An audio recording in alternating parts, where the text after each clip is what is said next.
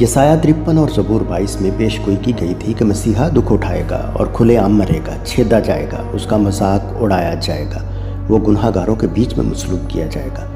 गोलगत्ता ने एक अवामी फांसी की जगह के तौर पर इन सब बातों को बिल्कुल पूरा किया। उन्होंने मेरे हाथ पांव छेदे गए, उन्होंने मेरे कपड़े आपस में बांटे गए। उसने अपनी जान मौत के लिए औंडेल दी और उसका शुमार फासिकों में हुआ। यहूदी कवानीन के मुताबिक गुनाह की कुर्बानियों को कैंप के बाहर जलाया जाता था।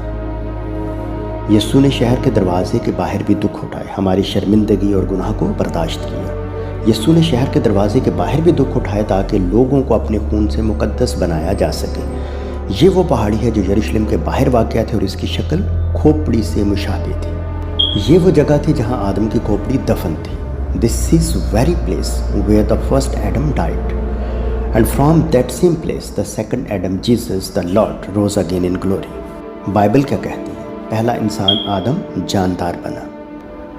The first man Adam became a living soul. आखिरी आदम जिंदगी बख्शने वाली रूह बना। The last Adam became a life living spirit.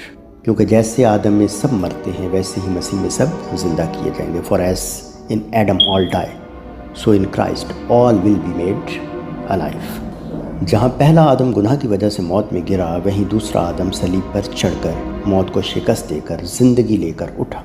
सोचिए, जिस मुकाम से इंसान गिरा खुदा ने उसी जगह से उसे उठाया।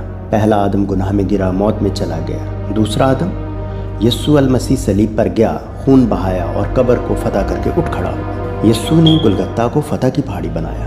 वो हमारे गुनाहों का कफारा बना। उसके हाथों के कील, उसका खून, उसकी सलीब, सब कुछ एक ही पैगाम देते हैं, मैं तुमसे मोहब्बत करता हूँ।